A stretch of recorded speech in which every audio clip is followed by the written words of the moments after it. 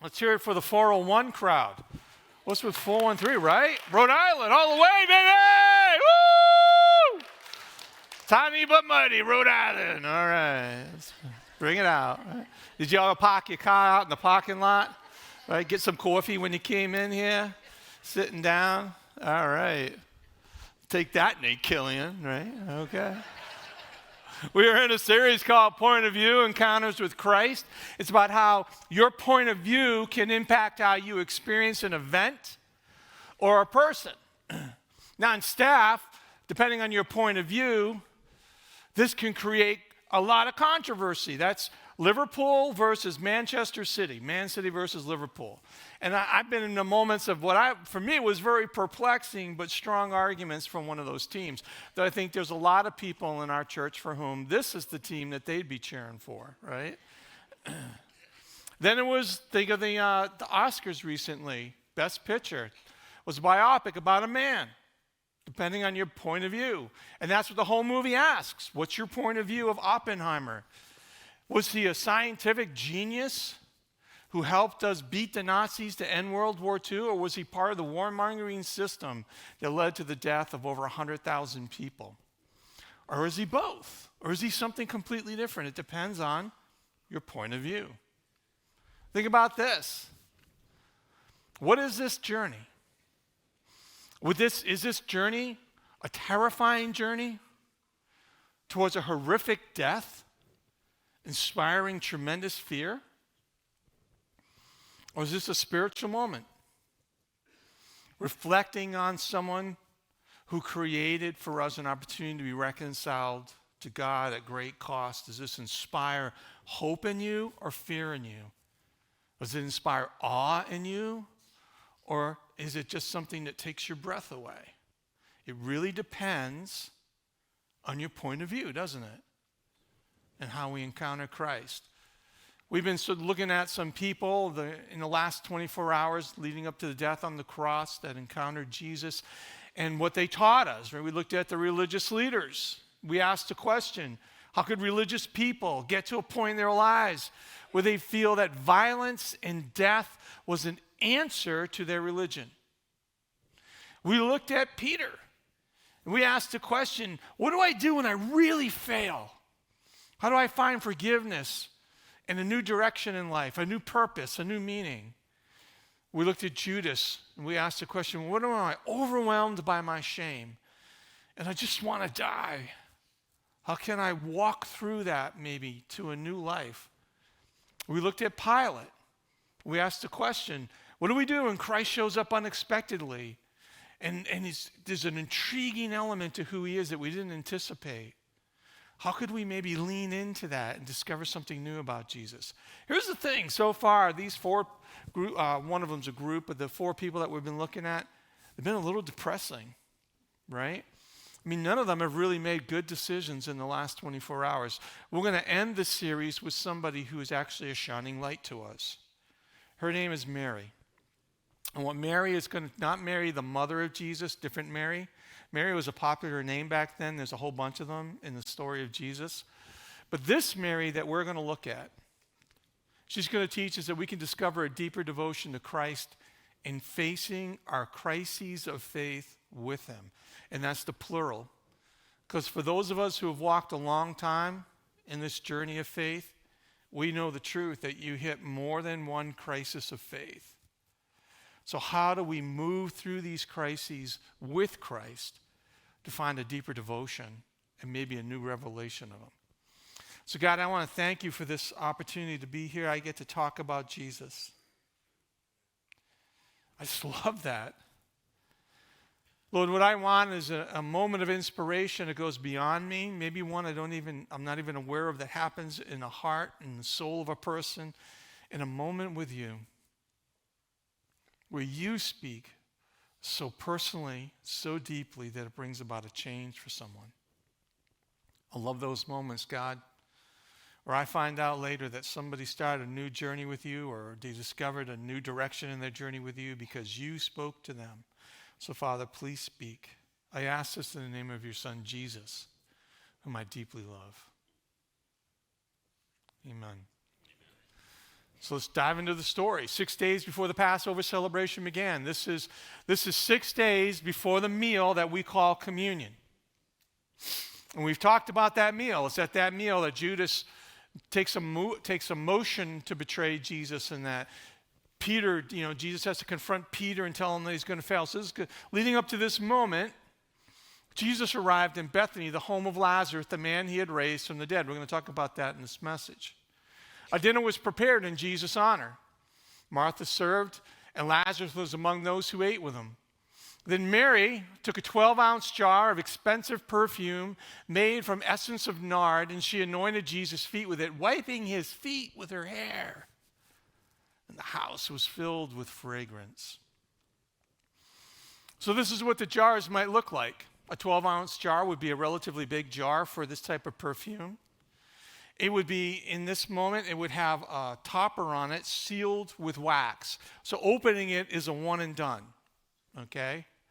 But it's an extravagant gift because a 12-ounce jar of nard is investment property. It would be worth, when we find out in a different account, because this was talked about by 3 different people, Mark, John, and Matthew. And one of the accounts that they say is like, this is like worth a year's salary.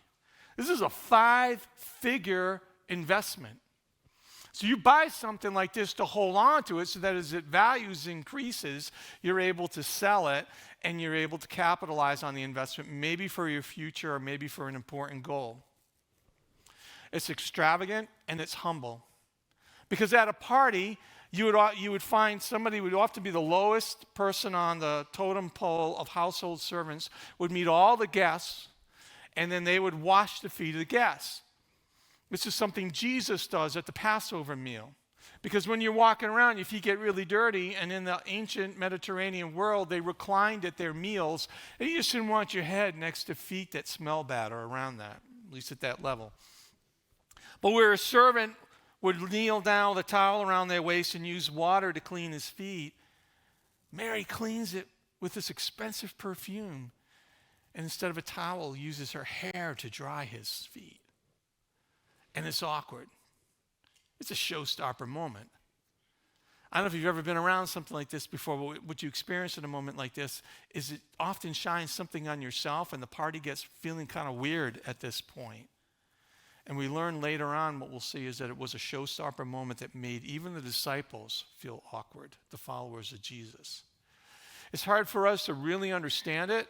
I think for us to really understand it, let me put it into this context. Recently in Massachusetts, a distributor auctioned off a bottle of Burgundy for $60,000. That's a year's salary. Put it in a crate, and the person who purchased it took it home. What would you do if you were invited to that party with a person that just purchased this? And it's kind of exciting to be in the house. And the wife goes downstairs into the basement, and she pulls the crate out, and she brings it up. And she opens the crate on the counter in this kitchen filled with people. And then the husband pulls it out, and they dust off the bottle, and he breaks the seal, and he gently pulls out the cork. And he pours from this $60,000 bottle a glass. The aroma fills the room, captures the attention of everybody. And then together, the husband and wife walk over, and they kneel down in front of a guest, and they hand him a glass of this precious wine. That's what's going on at this moment. The question is, what in the world would inspire this woman to do something like that? There's a couple other stories about Mary in our Gospels. We learn that she's a woman who has become captivated with Jesus.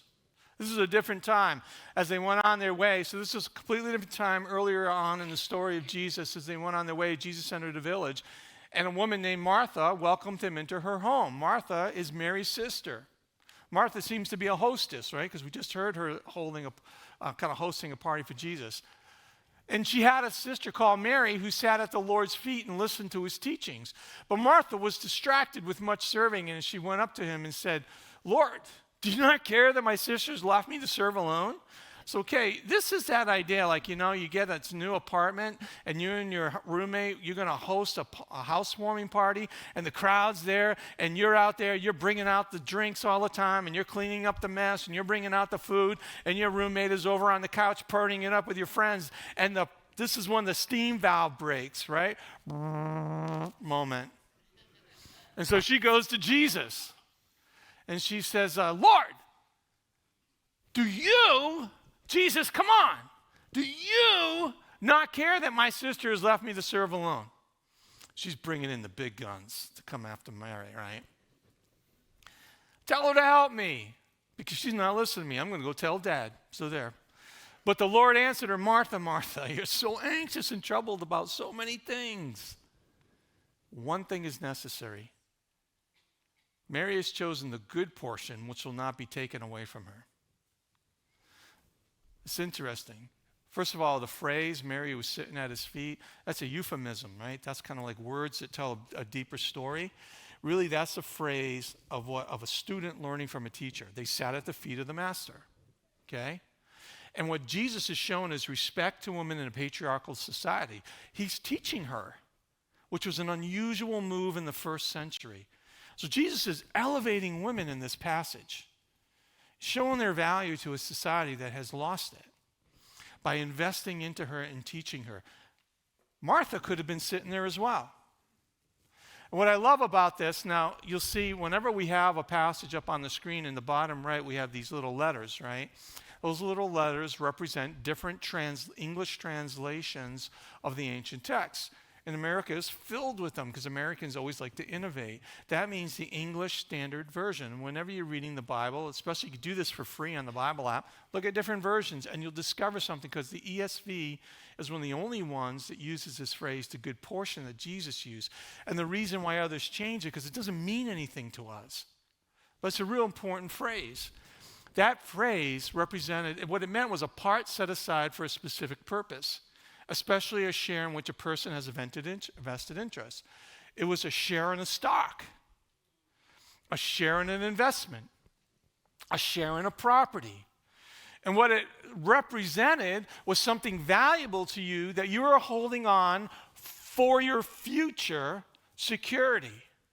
Now, what the Jews did at this throughout time is they began to think of the relationship with God as a valuable investment that they had a share in, because they were the people of God. And so you see this is out of one of their prayers. My flesh and my heart may fail, but God is the strength of my heart and my portion forever. Because God is my valuable investment, I have security for my future. You know what he's saying? Jesus is saying, like, you know what? Mary's discovered something so valuable in the teachings of Jesus, that it gives her strength for today and security for the future. That no matter what happens, I'm going to be okay. I'm going to be safe. Martha could have had that too. She was in the same room, and just like Jesus taught Mary, he would have included Martha. Martha had to make the choice to do that. But when he talks about troubled and anxious, and okay, she's putting on a party, but I think Jesus would have said, Martha, I don't need you to do all that. Would you just sit down with Mary and learn?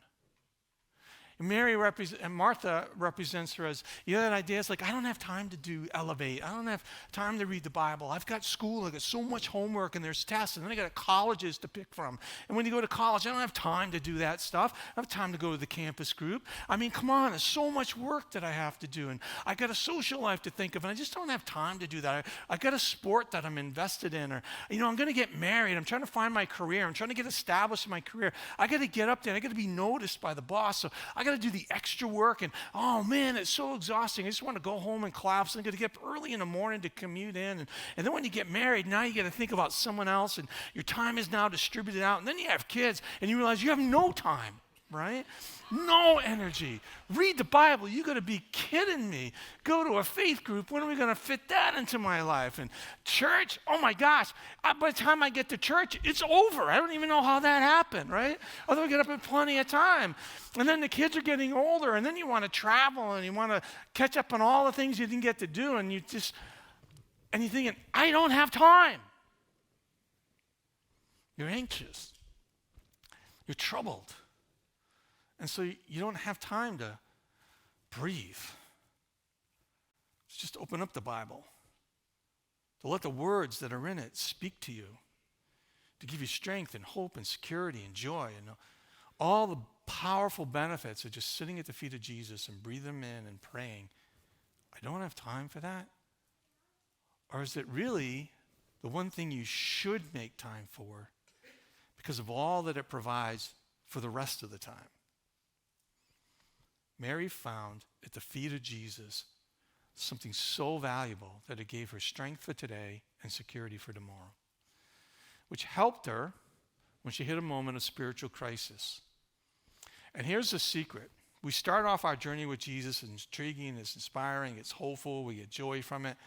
Eventually you're going to hit a crisis of faith where everything that you've been doing in your relationship with Jesus doesn't work now.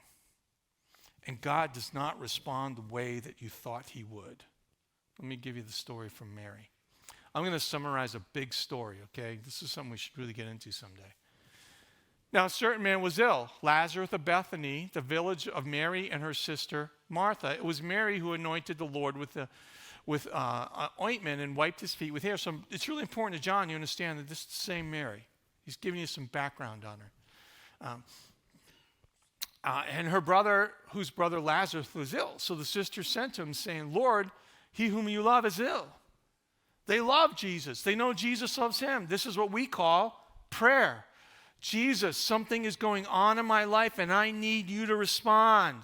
Because in this century, for these two women, if their brother dies, it's really hard to thrive, just to survive. So it's really important. Jesus, you got to help us. Lazarus is sick. We love him and we need him.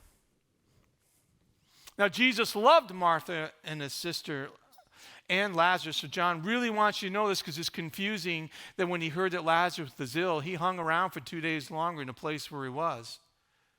Jesus just didn't get up and run over. He did not respond the way that they expected he would respond. Jesus lingered for a while, and while he lingered, guess what happened? Lazarus died. Talk about a spiritual crisis. No one knows what's going on. So Jesus eventually shows up. He has a discussion with Martha that's really important. But Martha then, because Jesus is out now towards the tomb where they've had to bury their brother in a tomb. They are devastated because Jesus didn't show up to help. Jesus has healed people. And when they cried out to him, God didn't come. You know this. The bills didn't get paid. Illness wasn't cured. Family wasn't saved. Job was lost. I cried out and you weren't there. Come on, God. Martha goes to Mary, pulls her aside. They're surrounded by people, by the way, saying in private, the teacher's here and he's asking for you. Imagine that. Hey, there's so much packed into that. The one we cried out to who didn't come has now showed up after he died. And now Jesus is looking for you. And Mary had a choice. She could have ignored it. He didn't want to hear me. He didn't respond. I don't need to talk to him. That's what we do, right? Sometimes we hit that crisis of faith, and what do? I don't need to go to church. I'm not going to read my Bible. You want me to pray? He didn't answer me. Why should I give him my time, my attention, my resources when God has not showed up in my life in the way that I thought I needed him? You know what else she didn't do? She could have run away. I don't need this anymore. It's not that I'm just going to ignore. I'm leaving my faith. I'm going in a different direction. I want nothing to do with Christianity. I don't want to be a follower of Jesus. I needed God. God wasn't there, and all that I used to do. You know what? It just doesn't work. It was a sham. It left me down. It was just a delusion. Instead, Mary went. She rose and she quickly went to Jesus. And when the Jews who were there, so she went to Jesus, even though Jesus had let her down. She didn't give up, and she went to Jesus. And she teaches us something so important. When the Jews who were with her in the house consoling her saw Mary rise quickly and go out, they followed her because they thought she was going to go to the tomb to weep there where her brother was buried. And when Mary came to where Jesus was and she saw him, she fell at his feet. You know what that is? That's Bible talk for worship. Even though I don't understand what you are doing in my life, because of all the time I spent at your feet, because of everything that I learned that was so precious and valuable to me, I'm going to still go to you and I'm going to kneel at your feet. She fell at his feet, saying to him, Lord, if you had been here, my brother would not have died. I love this prayer. She's honest, she's grieving, and she's probably angry, which is just a wonderful way to pray. God already knows our hearts, right? And we try to put flowery language. This is part of what we call bargaining sometimes. We get it, we try to wrestle with God, and we try to do the right thing to get God to give us the right answer. And instead, Mary just teaches us, God, be angry with God. Let him know. Are you sad and are you grieving? Just pour it out in prayer. It's okay to pray this way. What Mary discovers is something she never expected, because Jesus gives her some comfort, and Jesus then walks over to the tomb and he sees the suffering of death. He breaks down in tears himself. He has them move the rock from the tomb. The sisters are like, you got to be kidding me, don't do that. This is Mediterranean world. Body begins to decay. It's going to smell real bad. That's so Jesus, don't. Jesus is like, it's okay. And he moves the rock, and with a loud, commanding voice, pulls Lazarus out of death back to life. It's a remarkable moment. You should read it in the book of John. But the point is, we're focusing on Mary. And you know what Mary discovered? Is that if you hang in through a spiritual crisis, Jesus will do something extraordinary and unexpected.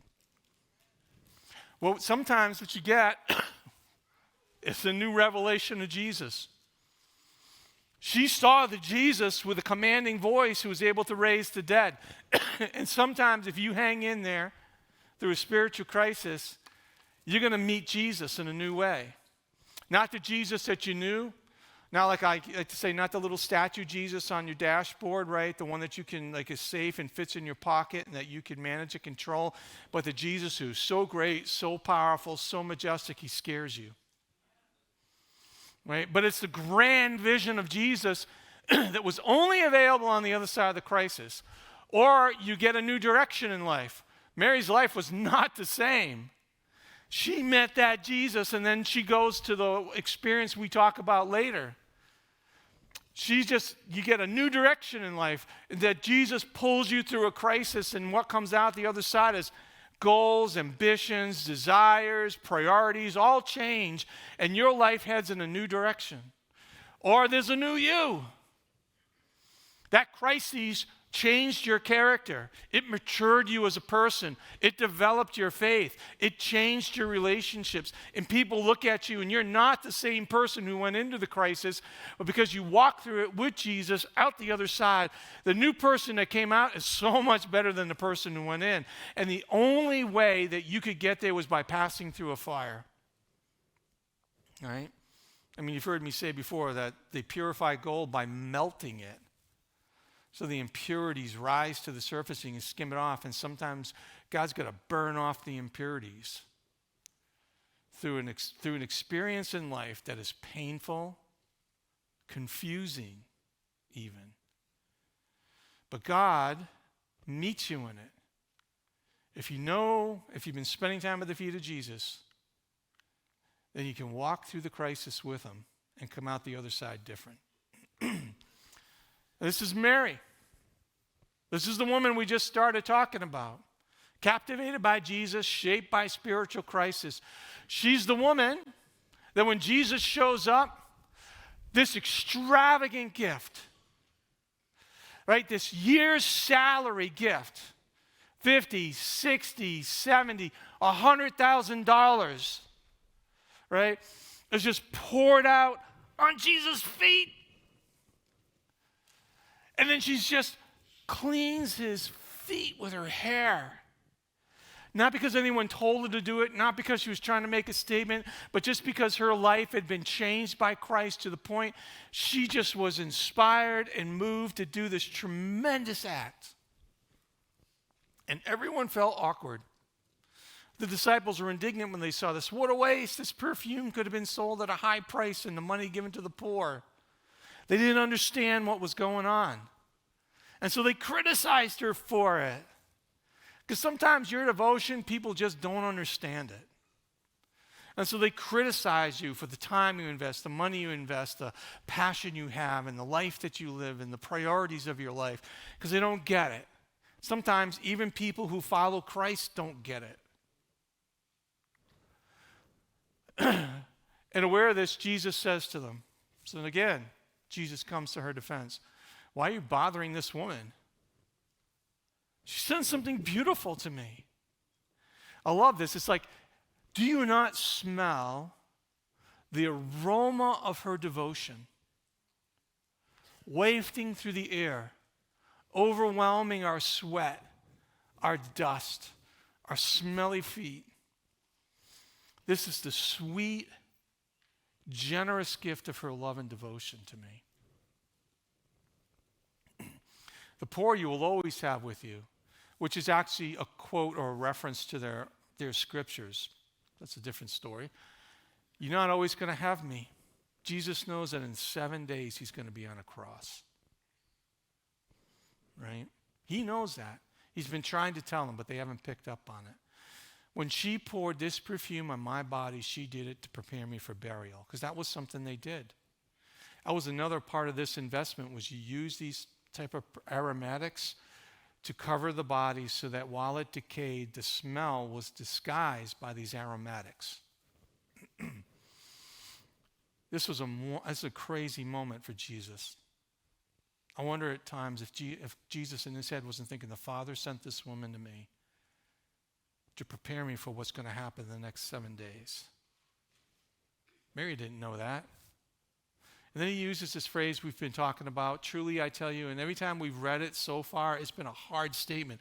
Truly I tell you, you're going to fail me. Truly I tell you that anyone who betrays the Son of Man, woe to them. Truly I tell you, he says to Pilate, right? This time he says, truly I tell you, wherever this gospel is preached throughout the world, what has been done, what she has done will also be told in memory of her. Her legacy wasn't her investment. Her legacy was her devotion. And for 2,000 years, we have translated this story into multiple languages. Matter of fact, we have had people go to different cultures that don't even have written languages, translate into their spoken word into a written word, and then we've told them this story. This extravagant, humble, awkward act of devotion has been told for 2,000 years in countries all around the world, in some civilizations that we call ancient and gone. She just loved Jesus so much that her devotion exceeded her life on a grand scale. Wouldn't you love that for yourself? What's your legacy going to be, right? We can discover a deeper devotion to Christ by a deeper devotion to Christ by facing our crises of faith with him. So how do we do that? Mary teaches us. Are you sitting at the feet of Jesus? Are you troubled and anxious and don't have the time? Right? Are you sitting at the feet of Christ? Are you taking that time to breathe it in, to just slow down, to just sit in solitude for a little bit, to read the Bible, to just think about what it's saying? Do you gather with people where you could talk about that with them? Do you take the time to have a conversation, a cup of coffee, with a friend or a spiritual leader and just say, hey, here's what's going on, and can you give me some insights? Do you take that time? Can you endure through the confusion and the disappointment? Because when it happens to us, what we experience is we want to run away, right? We're angry, we're hurt, we're grieving, and what we want is we want to run away from Jesus. We want to ignore Jesus. We just don't want to be a part of what's going on anymore. But Mary, by pressing through, what she discovered on the other side of this confusing and disappointing experience at the death of her brother was the Lord of life. And that's what gave her strength and security for her future. Remember the extraordinary. For Mary, it was, my brother came back to life. This perfume is worth nothing compared to that. But what are those moments in your life where Jesus showed up in an extraordinary way? What are those answers to prayer that you didn't expect? What did Christ do in your life that just exceeded your expectations? Do you log them? Do you keep record of them? Do you remember them? Are they part of the legacy that you want to pass on? Because the extraordinary moments in your life will give you the energy of inspiration for these extravagant moments of devotion. Let the devotion flow. You know what amazes me? That we're so reserved in our worship. We're in a room that's safe, in a country that's safe. And when we come here, look, I'm not here to criticize, but when we come here, oftentimes this is worship. When have you ever knelt? Do you raise your hands? Do you get excited? I mean, there are places I've preached where the energy in the room was like wind in my sails. You like, I'm not trying to be proud of anything, but you like the preaching now, you should see it when you respond. Right? I'm just saying. And I've been in places of the world where it was not just a monologue, it was a dialogue, right? I was talking with somebody recently, she was at a worship service, and the pastor had to actually say to the people, you got to stop. I haven't even gotten to my point yet, right? Where's your devotion? Where is it in your checkbook? Where is it in your calendar? Where is it in your service? Where is it in your worship? Where is it in your faith group? Where is it in your life? How does your devotion flow in such a way that it will be part of your legacy when you die? That your children and your grandchildren will talk about the power of your faith. We saw a family get baptized. And what did the kids say in their testimony? My mom and my dad are the reason I'm here right now. What will your legacy be? We say a lot, so I want to give you, I talk a lot. I'm from Rhode Island. I talk fast, I understand. Sometimes you feel like it's a torrent of words, so we want to give you a moment with the Lord. How has Christ inspired true devotion from you?